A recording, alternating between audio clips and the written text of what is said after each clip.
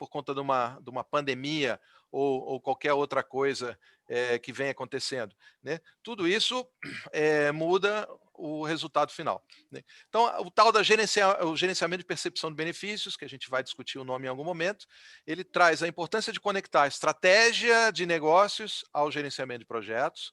Ele fala da importância de identificar os benefícios esperados de cada projeto para gerar resultados de negócio, né?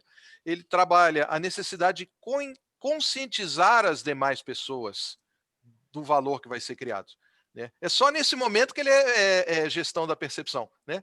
Você virar para o dono da empresa, o dono da empresa, presta atenção aqui, está rodando esse projeto aqui, está rodando esse projeto aqui, está rodando esse projeto aqui. Se tudo rodar bem junto, então a gente vai ter um benefício comum, aí isso vai agregar valor para a organização. Você está percebendo isso, tá? Então ajuda os projetos individuais a andarem juntos, né? Libera aí uma graninha para esse, não briga muito com o atraso daquele outro, vamos dar vamos fazer um realinhamento, né? Nessas horas, você tem que fazer a gestão da percepção para alguns stakeholders, né? Mas no dia a dia, você precisa fazer a gestão do benefício esperado versus o custo, a relação do risco desses dois e, por fim, o custo-benefício, né? Então, o processo é avaliar os benefícios durante toda a execução dos vários projetos, olhando a carteira sob a ótica da estratégia, do portfólio, os projetos pertencentes ao portfólio, e aí não importa se é híbrido, se é ágil, se é preditivo, né? Você simplesmente tem que sincronizar as expectativas e os resultados para trazer esse benefício final. O curso, então, ele é dividido em blocos, são 5, 6 blocos. O primeiro trata da concepção inicial, né, dos conceitos, como eles estão sendo falados aí no mundo a mundo. É um pouco de introdução, sim, né, Roberto? Que a gente tem que puxar para o lado avançado o curso como um todo. Mas o assunto, por ser novidade, a gente tem que trazer as pessoas, aproximar elas desses conceitos. Então, a gente começa com o primeiro bloco falando do benefício e valor. Depois a gente entra falando de conceitos e os estágios de identificação desses benefícios. Depois a gente fala do estágio de execução ao estágio de sustentação, que é outra coisa muito legal da visão de valor que você traz para o Flex, né? Porque você está olhando aquela ótica do negócio e não dos produtos individuais entregues em momentos diferentes, né? Porque você pode ter um produto, outro produto, uma nova versão do primeiro produto, né? Mas a empresa, ela tem um negócio rodando, então É um cada uma dessas conjunto de coisas que o VMO está fazendo a gestão disso tudo. exatamente. Então, cada uma dessas entregas, elas precisam ser sustentadas. Você faz um projeto sabendo que existe um processo de sustentação posterior à entrega daquele projeto, né? E às vezes aquilo tem que ser parte de um planejamento estratégico do gerente naquele umbiguinho daquele projetinho pequenininho que ele está trabalhando, que ele tem que saber que ele se encaixa no mundo maior, tem que ser do escritório de projeto, que tem que entender o encaixe que está chegando, e aí entra a figura do gestor de benefícios, que está olhando o panorama mais amplo, está olhando a estratégia e o produto final e está dizendo, opa, uma vez que eu receber esse produto aqui, eu tenho que dar sustentação àquele resultado, né? Aí depois a gente entra... Essa é a visão do VMO lá no Flex, que ele tem Exato. essa visão, que aí não é a gestão do benefício, é do valor inteiro, né? Essa história toda. Porque Exatamente. mesmo que Então, sendo criado, ele vai ter riscos ao longo do futuro, né? Que ele vai ter que isso. gerenciar também. Essa é a ideia do VMO lá. Eu acho que chamaram de gestão de benefício pela ótica de entender aquilo que sai do produto e então do projeto como produto, né, e repensar para cima. Mas o guia de fato é um guia de gestão de valor e não do Eu não tenho benefício em dúvida si, disso, mas o né? nome que eu não acho É. legal. E em português ficou pior ainda, porque deixou de ser da realização de benefício para ser de percepção, né? Você fazer as pessoas acreditarem que aquilo que está sendo entregue tem valor. Ora, isso Isso é, é um esse é engajamento, pentelésimo. Né? esse é engajamento, isso aí não é outra coisa. Exatamente. Aí a gente entra no bloco 5, que é práticas de suporte a esse ciclo de vida, né? E, inclusive, falamos do VMO mesmo, né? A gestão de benefício, escritórios integrados de projetos, sob a ótica de um PMO ou VMO, né?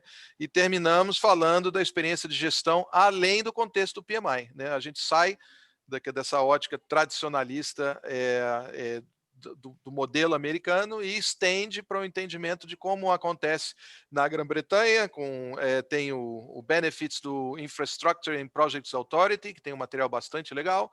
A gente vê também o Framework de Gestão de Benefícios australiano, e aí a gente dá uma navega entre pontos comuns e distintos. E o objetivo final, então, não é entregar o benefício A ou o benefício B, mas entregar valor ao gestor que está correndo atrás de fazer a sua estratégia, se vincular ao portfólio e produtos. Por isso que a gente botou o nome do curso de Gestão de Valor e Benefícios em Projetos. Exatamente. Ô, Peter, deixa eu fazer uma pergunta para você aqui. Essa história da gestão do valor posterior, eu entendo completamente, né? Que assim, vou criar um produto, e aí eu vou criar lá uma nova camisa, um novo software, uma nova coisa qualquer, vou vender isso ao longo do tempo. E aí você faz a gestão do benefício que esse produto que você criou, né, vai te dar ao longo do tempo, né? Que vai ter outros custos, vai ter outros riscos, seja lá o que for, e você vai fazendo a gestão dessa coisa lá para frente. Isso. A pergunta minha é a seguinte, né? E quando você recebe o benefício, teoricamente, né, imediatamente após ele se exaure ali, né? Como é que trata dessa parte, assim, olha, ok, acabou, não tem a gestão do valor, ele acabou e ponto, acabou. Você não tem a gestão. Também é tratado disso? Você tem que falar porque você tem sempre um objetivo maior para a organização, né? Então, vamos dizer que o teu projeto, eu adoro essa história do famoso barquinho dos 500 anos do Brasil, né? Que você falou que você é carioca, não está no Rio. Eu sou de Brasília, mas estou no Rio, né? E eu venho de bicicleta ali do Flamengo aqui para o Aqua, que é a região renovada por conta das Olimpíadas, aqui do Centrão, Gamboa, etc. E tal. E aí eu passo na frente da Marinha. Isso. E ali tem a nau dos 500 anos do Brasil, que foi um projeto de 3, 4 anos, que queriam resgatar toda a capacidade de criar-se um barco, como se fazia na época das descobertas portuguesas. E aí ficaram 5 anos lá cavando aquele barquinho para estar pronto para os 500 anos do Brasil, e foi chegando o 21 de abril, 500 anos do Brasil, e o negócio não estava pronto. E aí, em vez de botarem, sei lá, um motor de popa escondido e fazerem o diabo do barquinho andar, né, eles continuaram fazendo o acabamento dos detalhes da cabine do capitão, porque seria visitado por fulano depois, né, e chegou o aniversário do Brasil, 500 anos, e esse barco não foi apresentado, né? Então, o valor imediato daquele projeto não só era instantâneo, como se exauriu naquele mesmo instante em que foi gerado, né? Só que isso causa prejuízos diversos. Até hoje é motivo de chacota. Até hoje tem uma marca atribuída a quem cuidou daqueles projetos que mostra um certo despreparo ao risco, a perceber qual é o valor final que tem que ser entregue, o benefício e o seu custo, né? Então, a gente tem que, mesmo para esses projetos de entrega instantânea em uma determinada data, a gente tem que pensar na relação dela para a estratégia e continuidade do negócio, né? Então, isso sim é tratado no guia. E aí, em termos de números, né, que o PMI vem gostando de fazer isso nas pesquisas e tal, eles dizem o seguinte: organizações que hoje têm maturidade na percepção de benefícios, elas conseguem ter uma melhor aplicação dos seus recursos, né? Consequentemente, para cada bilhão investido em projetos, eles vão desperdiçar em torno de 50 e poucos milhões por problemas de casamento de atividades, uso dos recursos, benefício que não está claro, discussão entre os stakeholders, etc. Agora, quando você sai da empresa que tem maturidade em benefícios e vai para as empresas que não têm maturidade nenhuma, eles dizem que esse número cresce de 54 milhões de dólares para 160 milhões. Né? Então, a gestão de benefício é mais do que você entender que ela é a relação valor igual benefício menos custo. Ela é como que eu dou continuidade a isso, como eu dou sustentação a isso, mesmo para aquele projeto instantâneo que tinha que entregar o naviozinho no dia 21 de abril. Né? E aí, se você consegue fazer isso... Às vezes o projeto é longo, né? Às vezes o projeto é longo, a iniciativa é longa, e você tem que fazer a gestão de como eu tenho que adaptar o meu projeto para ele continuar gerando benefício, mesmo que seja instantâneo. Exato. Né? Não é só acabou, é todo o processo para a criação daquele benefício em relação ao valor, né? Eu E aí tenho eu um outro... vou entrar com um gancho aí, né, para o meu curso, que é de gestão de megaprojetos. Porque justamente megaprojetos são projetos de bilhões, né? E levam muito tempo para não só para terminar, como também o legado é para ser por muito tempo também. Então, assim, tem vários casos que a gente vai discutir lá que mostram até assim um fato que praticamente todos os megaprojetos, né, estouram seus orçamentos, seus cronogramas, né? Assim, tem uma minoria que consegue, mas a grande maioria estoura aí bastante, né? E uma das coisas que a gente vai discutir por que o plano é tão fora, né, da realidade, mas o fato é o valor. E o valor, né? Assim, mesmo que estoure o orçamento, mesmo que passe, não sei o quê. Então, um exemplo clássico lá da ópera de Sydney, né? Ah, E o cara foi tão problemático lá que o cara que bolou lá, o arquiteto, né, dinamarquês, abandonou a obra lá e nunca viu pronto, né, o negócio. Né? Foi um negócio tão grave, nunca mais voltou para a Austrália. E aí, assim, por mais que tenha sido uma catástrofe em termos de gerenciamento, pô, aquilo ali virou o quê? Né? Um marco, né, mundial, né? Assim, a ópera de Sydney passou assim, qual o valor? Quanto vale aquela ópera daquela forma hoje para a Austrália? Assim, qual é o valor intangível que tem? Né? Como é que se tangibiliza isso? Né? E aí, assim, se lá atrás pudesse adivinhar que ia ser tão problemático o projeto, de repente não ia nem fazer o projeto, né? Ia perder esse valor todo. Então, minha pergunta para o Peter, assim, como é que é o processo de você continuar medindo esse valor? Ou como é que você... Porque cada vez vai mudar um pouco a sua percepção de valor ao longo do tempo, né? uhum. Ou perdendo, né? Ou seja, a Olimpíada é outro grande exemplo de um megaprojeto que é super valorizado, hipervalorizado para você ganhar o bid e convencer, né, o governo a investir bilhões, etc. e tal, porque vai trazer muito benefício, e a Rio a Grécia, né, por exemplo. Né? Então, assim, você tem aquela expectativa de valor enorme, e no final o valor é negativo, é enorme, mas é negativo, né? E vai, né, ao longo do tempo, fazendo seus efeitos. Né? Posso dar só um dado para você, Roberto? Quando eu estava lá no Canadá, no pós-doc, 2016, né, a Olimpíada de Montreal foi em 76. Né? E assim, exatamente 40 anos depois, foi que eles ganharam o primeiro dólar de lucro. Mediram? 40 anos depois, rendeu o primeiro dólar de... Foi um evento, assim, teve um negócio lá assim, primeiro dólar de lucro, que pagou tudo convertido em tempo, assim, óbvio que teve vários outros benefícios, socialização, que não está medindo, mas estou falando de investimento. Sim. 40 anos depois, ele se pagou financeiramente, cara. Pensa nisso, cara. Que VPL é esse? Mas aí é aquela coisa de medir os benefícios intangíveis. Né? Sim. E medir, Queria lá é ouvir... um parque de atração, as pessoas vão lá e tal, pagam para entrar e coisas assim, mas financeiramente, 40 anos, cara. Que esse é o grande problema, né? Assim, eu acho a grande dificuldade do tema do Peter, né? E aí eu queria saber se ele vai abordar esse tipo de coisa também, são os valores intangíveis, né? Porque é o grande argumento de você fazer um pré-projeto, onde você pode colocar o que você quiser lá e premissas, né, genéricas, porque é tudo premissa. Vai gerar tanto tráfego, que vai render tantos negócios, percentual do PIB, o pessoal é bom nisso. E produz o ROI que você quiser. Qual ROI que você quer? Deixa que eu vou argumentar lá e vou trazer isso aqui. Então, assim, esses planos de benefício pré-projetos são maravilhosos, né? E totalmente duvidosos. Agora, depois, a medição mesmo real desses benefícios acaba não existindo. Ou então vira também um cálculo meio esquisito. Então, não mede esses benefícios intangíveis e mede só o financeiro. Mas sem os benefícios intangíveis, não dá para você fazer uma análise, né? Então, por exemplo, você falou de Montreal, mas assim, Barcelona é outro caso de sucesso.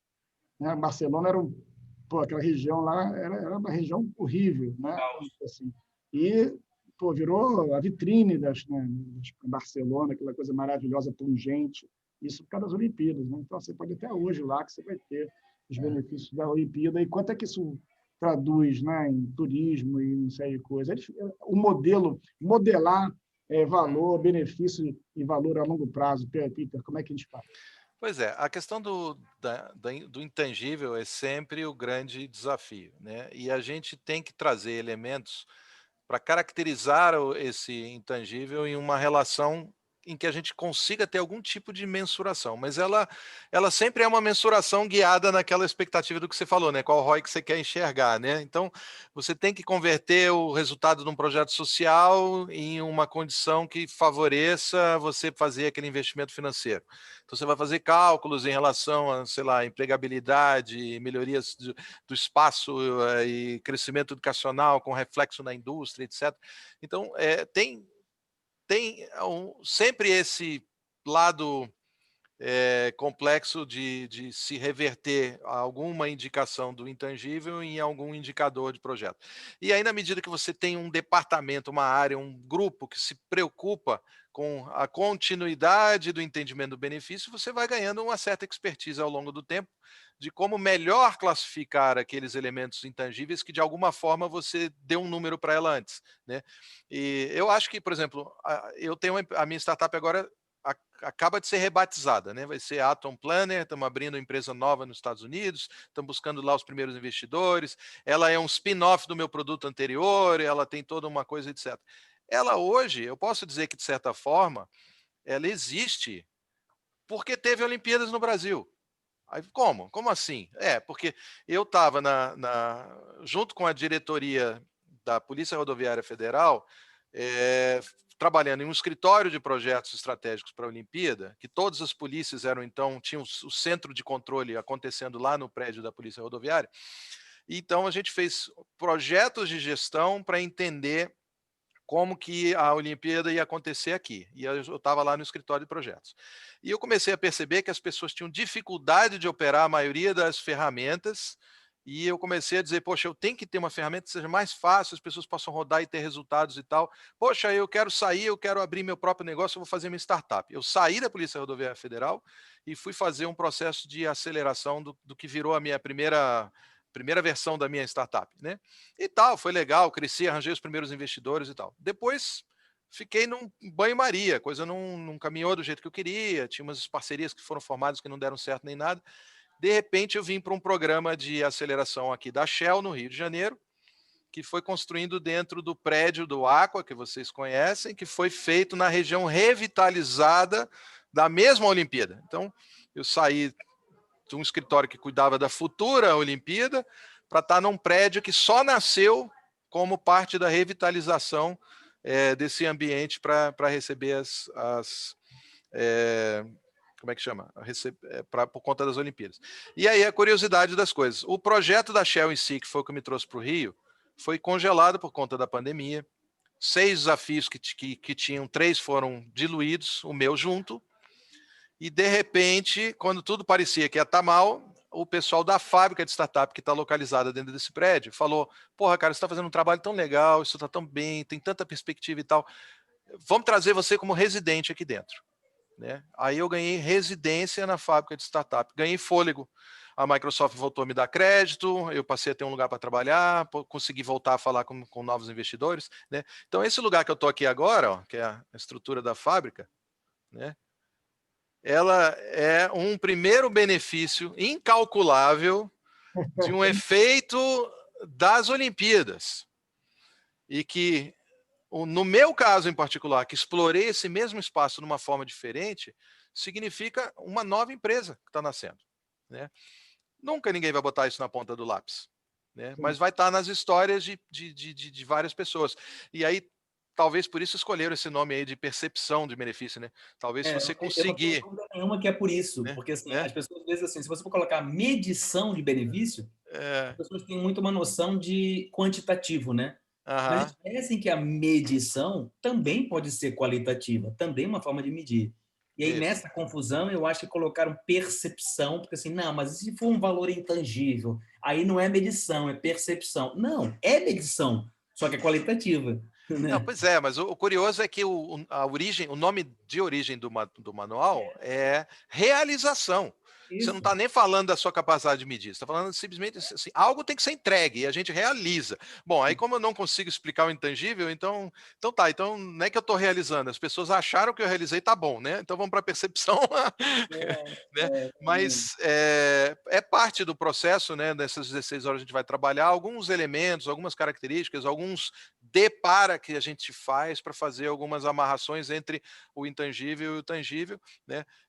Mas a gente sempre tem que buscar alguma métrica, sabendo que existem o lado equivocado dessas métricas, né? E depois a gente vai amadurecendo essas métricas para a gente fazer a gestão do benefício. Né? A Cinechat vai ficar aqui, né, nós três trocando perguntas aí, né, só falta o chopp aqui para tomar. Mas eu queria envolver o pessoal aí que está assistindo a gente. Vamos lá. Guilherme, Natália, Erivaldo, quem quer fazer alguma pergunta? Se não vier aqui só para assistir a gente é bonito, mas... Né? É isso aí, vamos lá. Vamos participar. Quem vai ser o primeiro? Não se intimidem. É um tema bastante amplo e certamente vocês já se depararam com desafios nesse sentido. Como é que eu dou benefício? Como é que eu gero valor? Como é que é a percepção do valor, né? Que agora é o novo termo? Guilherme tirou o mudo, vamos lá. Eu não vou adotar esse termo não, Roberto, porque eu não gosto dele não, cara. Eu não vou adotar esse termo não. Fala, Estão me Guilherme. ouvindo aí? Estão me ouvindo aí? Tranquilo. Então tá joia. Pô, prazer aí participar da discussão com vocês. Estou empolgado aí para poder começar o curso também. Principalmente esses dois temas são os que mais me interessam de toda a grade. São os meus top 2 choices aqui. Eu não sei como é que você vai fazer, Hélio, porque você está em Portugal e a aula é das 7 às 10 do Brasil. Você vai fazer das 11 às 2? Eu estou te perguntando isso porque eu estou na França e eu também vou no mesmo barco que o teu, só que eu estou 1 hora para frente ainda, né? Aqui está com 3 horas na frente agora só, né? Então vai ser de 7 às 10, vai ser de 10 a alguma coisa, né? Estou acostumado, cara. Semana passada eu até as 2h30 da manhã todos os dias. Que beleza. Então tá joia. Bom, sobre a parte de medição de benefícios, né? Uma das dificuldades que eu tenho aqui, né, pelo menos no meu trabalho atual, a gente tem toda a estratégia. Eu trabalho como PMO da categoria de produtos da companhia, aqui na Matriz, né, responsável pela gestão de projetos em várias fábricas, em todos os países que a gente atua, né? E a gente tem a nossa estratégia da companhia, né, que está, diríamos que está definida, né? A gente sempre revisita e faz um challenging para ver se consegue, enfim, gerar valor de forma mais acelerada. E dessa estratégia a gente tem um portfólio de projetos, né? E eu sou o PMO responsável pela gestão desse portfólio. Né? E um dos grandes desafios que a gente tem é justamente na priorização desses projetos. Acho que esse é o grande calcanhar de Aquiles de qualquer PMO, né? Você conseguir priorizar, além de toda a parte de você fazer o treinamento dos gerentes de projeto, você fazer toda a parte de reporting, enfim. Eu imagino, aí é mais uma pergunta, como o tema atinge vocês dois, né? Tanto a parte de VMO como do Benefits Realization and Management, né? Se vocês vão ter algum tipo de approach com relação a como otimizar o portfólio de projetos conectado à estratégia. Opa, esse é o tema central do VMO. Opa, tamo aí. Esse é o tema central do VMO. Por que isso, Guilherme? Assim, na minha tese de doutorado, né, lá atrás, tem um tempinho já passaram 10 anos quase. 10 anos, literalmente 10 anos. Eu sou mais velho, hein? Tá bom. Não, fui doutorado novo, fui doutorado com 15 anos. Mas o que acontece, Guilherme, assim, o tema central da tese era justamente a seleção de uma carteira ótima de portfólio, né, baseado na teoria do portfólio de Markowitz, que foi a pessoa que criou o termo portfólio lá atrás, né, para investimentos. Né? E aí, essa história minha do flex, muito do VMO, do maximização do valor em relação ao risco, vem muito de lá. Então, eu tenho muito forte isso na minha cabeça, na minha estrutura. E o tema da tese era a seleção de uma carteira ótima de portfólio de projetos. Né? Beleza. E dentro desse contexto, assim, eu não gosto né? Assim, apesar de ver todo mundo usar, apesar de já ter usado e tal, nessa história de seleção de projetos, né, de uma carteira, simplesmente por priorização. Eu não gosto disso. Você vai ver isso no curso do Flex, nós vamos ter um exercício sobre isso, que é justamente para você ter uma visão um pouquinho diferenciada disso, porque assim, eu não consigo pensar simplesmente numa priorização. O fato de você ter uma priorização de cima para baixo, para mim, é muito limitado. Tá? Eu sempre gosto de pensar no melhor conjunto que vai maximizar aquele valor e minimizar o risco. Tá? Então, eu vou ensinar para vocês, vou tratar esse tipo de assunto, como é que você tem uma visão global de todos os prospectivos projetos para maximizar o valor e minimizar o risco desse sentido, e não simplesmente priorizar. E isso vai no Flex, desde o VMO, na escolha, por exemplo, dos portfólios que vão entrar na carteira, até o backlog do sprint. E se você pega lá um sprint qualquer, teoricamente, né, a princípio, você pega lá o backlog, está priorizado de cima para baixo. E assim, e aí bota o que está dentro, bota para dentro do sprint o que está priorizado de cima para baixo de valor. Eu não penso assim. Eu não penso assim. Não é assim que está preconizado no Flex e eu não penso dessa maneira. Eu vou pegar o melhor conjunto do backlog que pode até ter essa priorização, mas que vai fazer mais sentido e minimizar o meu risco. Quer ver um exemplo? Pensa que você tem lá 4 coisas priorizadas dentro do seu backlog. Priorizados, só priorizar. Potenciais iniciativas ou backlogs de um produto. E aí você vai fazer uma seleção do que vai colocar dentro do seu backlog, do seu sprint, por exemplo, ou da sua carteira. Vamos pensar em termos do sprint. Você tem lá 4 coisas. Uma coisa é a prioridade. A segunda, a terceira e a quarta. E eu só tenho capacidade para fazer duas. Tá bom? A primeira é que, teoricamente, tem o maior valor. Então, teoricamente, você vai colocar para dentro, concorda? Não é isso, Guilherme? Concorda? Pois é. Mas ela é que possui o maior grau de incertezas e ela possui uma dependência enorme com outras duas, a segunda e a terceira. Certo? Ou seja, uma delas depende muito dessa. A 1 só gera valor se a 2 e a 3 estiverem implementadas. Pois é. Se você colocar aquela que tem maior valor, mas que tem um grande grau de incerteza, você pode impactar o valor global, concorda? Sim. Então, não é uma questão simplesmente de priorização. É uma questão de ver uma relação onde o melhor conjunto que vai maximizar o valor e minimizar o risco. Se é uma amarração entre elas, né? Teoricamente, botar o maior valor, mas ela provocar um risco muito grande para as outras, você acabou com o seu portfólio e acabou com o seu backlog, concorda? Sim. Então, esse é o ponto. Então, assim, a ideia é mudar a percepção das pessoas em relação a isso. Não é simplesmente priorizar. Se você pega, por exemplo, um HP, né, que é uma técnica extremamente utilizada, ou uma técnica, sei lá, que não é um HP, mas simplesmente utilizar critérios, você vai criar uma série de pontuações, seja lá o critério que você vai usar, e você vai criar uma ordem de cima para baixo. Mesmo que um dos critérios seja o risco, para priorizar, você não vai conseguir ver, numa ordem de sequência de cima para baixo, o melhor conjunto. Né? Pensa, não sei qual é a sua idade, mas assim, quantas e quantas vezes nós eu tenho 25, eu tenho a mesma idade sua. Tá certo. Sou mais novo, então, tem 14. Mas, literalmente, que eu faço 29 de fevereiro. Então, assim, não, mas eu tenho 38 aqui. 38. Formado, eu já tenho mais de 30, então pensa. Beleza. Então, acontece. Pensa assim, em umas equipes de futebol que você já viu, que são grandes jogadores e são um péssimo time. Então, você pode dizer assim, não, eu quero esses jogadores. Você não tem um time. Essa é a ideia. Pensa nisso. Sim. Então, assim, agora, tem mais um terceiro curso, então, Guilherme, que você devia botar na sua listinha de preferidos aí, estrelinha, que é o último, que vai falar sobre PMO, gestão de portfólio. Esse, inclusive, é uma das minhas vontades de fazer também, para entender como o PMO se conecta com a estratégia da companhia. Essa era uma das perguntas, se isso vai estar dentro do escopo ou não. Isso também está antecipar lá para o nosso SMI. Está dentro do escopo também do Flex, porque vai ter a parte do VMO que trata justamente do alinhamento disso, a estratégia mais flexível com uma estratégia clássica lá em cima. Ou seja, você faz uma gestão híbrida da estratégia. Sim. Tá? Então, você vai ver no primeiro curso e no último. Eu fico impressionado com certas coincidências, né? Como é que o cosmo roda e como algumas coisas se esbarram. A primeira relação de proximidade que eu tive com o Roberto Pons foi num seminário de megaprojetos, né? Que aconteceu em São Paulo. E eu trouxe o meu mentor, o cara que me botou no mundo de gestão com as coisas que eu acredito hoje, que é um cara de origem russa e que a especialidade dele é a otimização de uso de recursos em portfólio, né? E que é tema até da minha startup hoje. Minha startup faz o realinhamento de uso de recursos, etc., em cima da experiência que eu tive com ele.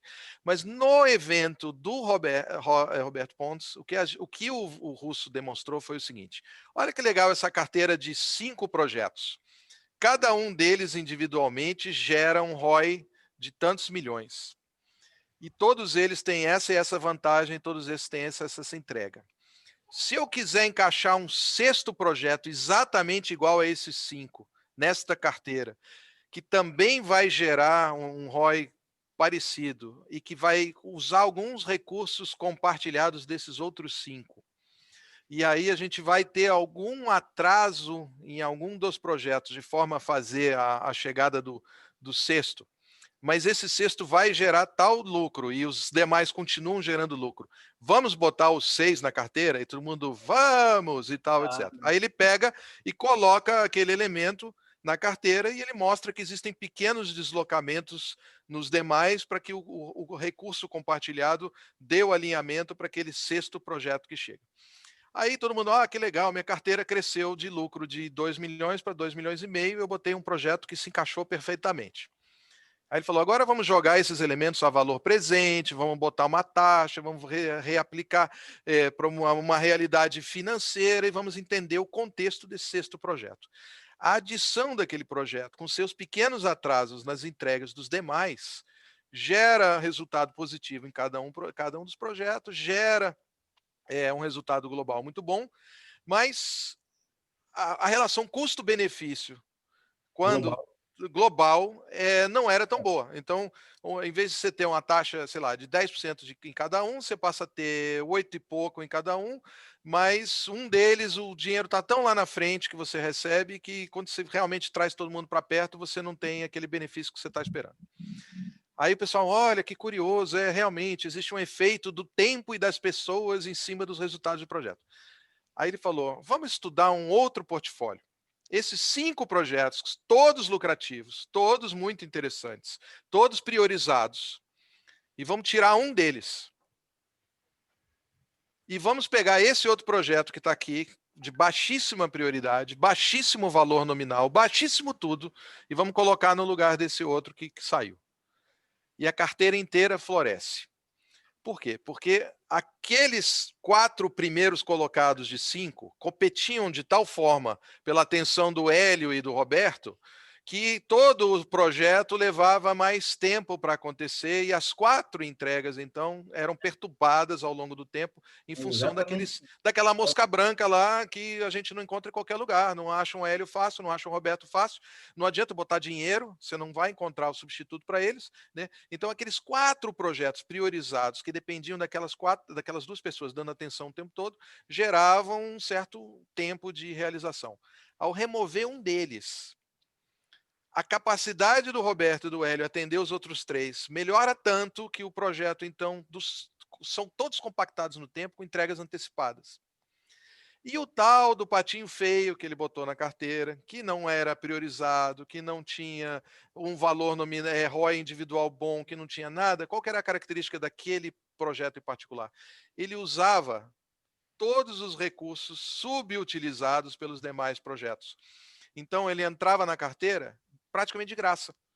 Ele pegava todos os tempos soltos do Hélio e do Roberto naqueles momentos cruciais dos demais projetos e usava em seu próprio benefício, gerando um resultado mais tardio, menor valor, menor prioridade, mas contribuindo para a carteira. Então, ele mostrou isso. Olha, toda vez que você faz qualquer tipo de priorização, ela serve para você fazer uma nova simulação do conjunto de projetos que você tem.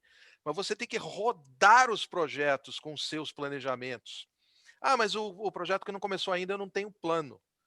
Você vai sempre errar, sempre, para sempre você vai errar, né? Mas você vai pegar o projeto mais parecido que você tem com aquele novo que está gerando, e você vai simular ele como se fosse um novo projeto para ver como que os recursos se movimentam ali dentro.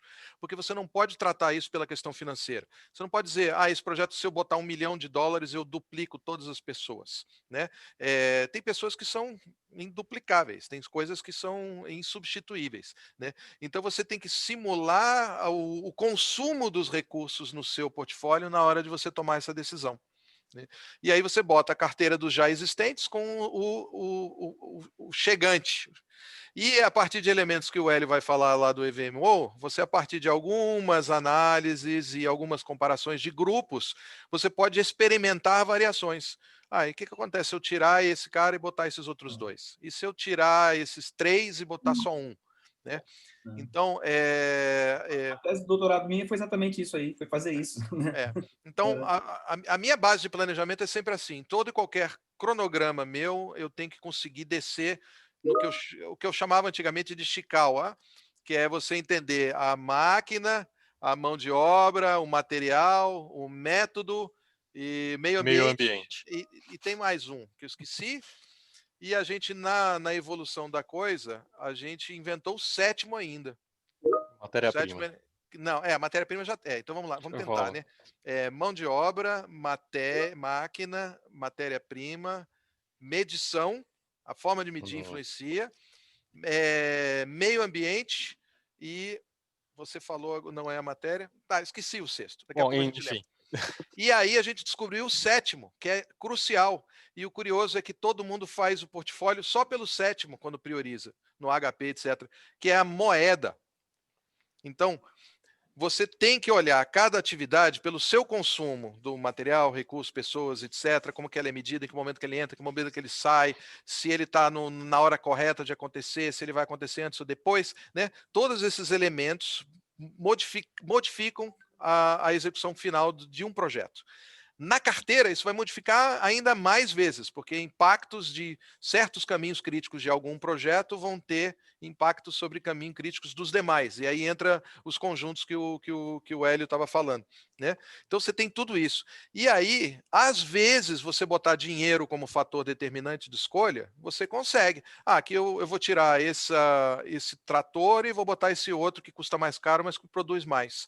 Aí você consegue fazer uma substituição financeira com o resultado global. Né? Agora, na hora que você caiu na engenharia, na hora que você caiu no desenvolvimento, no especialista do Java, que só aquele cara que escreve aquele driver da impressora, que só ele entende daquele produto na empresa, tudo isso cai por terra. O moeda não tem mais valor. O importante é o recurso específico no momento específico. Né? E aí a gente faz isso com uma gestão de portfólio, com indicadores estratégicos, resultados de produto e simulação, muita simulação. Ô, Guilherme, pensa o seguinte, você vai criar uma fábrica e aí você vai chegar e pensar o seguinte, olha, eu vou criar vários produtos. Eu vou criar protetor solar, óculos escuro e boné. Beleza? Tá bom? E você é um cara que gosta muito de verão, tá certo? Então, assim, e aí? Tu vai ganhar dinheiro? Vai. Concorda? Vai ganhar dinheiro. Esses são os seus produtos. Óculos de sol, protetor solar e boné. E aí? E se não fizer sol? A gente exporta para onde tiver sol. Mas que tal você botar um protetor solar, um óculos escuro e um guarda-chuva? Pode ser que você não ganhe tanto dinheiro, mas você sempre vai ganhar dinheiro, concorda? Pensa nisso que eu acabei de falar. Depois a gente conversa. Pessoal, show de bola. Eu vou ter que encerrar nosso papo aqui, porque senão a gente vai longe e eu até tenho que ir para uma outra reunião aí, que era 3 horas, já pedi uns minutinhos. Então, eu vou agradecer muito a presença de vocês, o Peter, vou agradecer o Hélio, lá de Portugal, e vou chamar o Rodrigo para encerrar isso para a gente, e depois a gente se encontra aí no último quarta-feira, que a gente encerra aí. Tá bom? Obrigado, gente. Rodrigo, está na área? Opa, claro. Boa tarde, gente. Boa tarde, todo mundo. É muito rápido, só para liberar, acho que todo mundo está aí na rotina do trabalho também. É só para dar um lembrete, né?